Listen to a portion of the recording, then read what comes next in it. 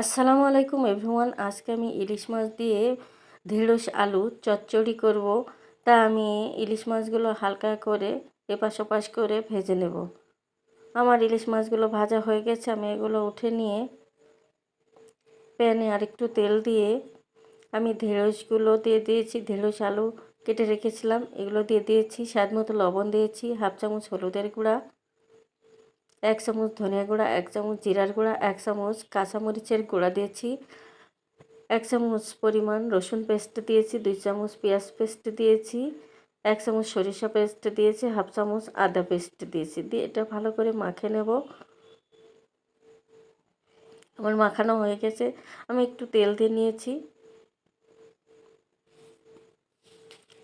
এবার আমি পানি দিয়ে এটা ঢাকনা দিয়ে ঢেকে রাখবো। এটা ফুটে উঠেছে। এবার মাছগুলো দিয়ে ঢাকনা দিয়ে আর একটু ঢেকে রেখে রান্নাটা করে নেব। এই ঢেঁড়স চচ্চড়িটা খেতে এত ভালো লাগে, আপনারা বাসায় একদিন করে খাবেন, দেখবেন খুব ভালো লাগে। তো আমার হয়ে গেছে, আমি নামিয়ে নিয়েছি। আল্লাহ হাফেজ।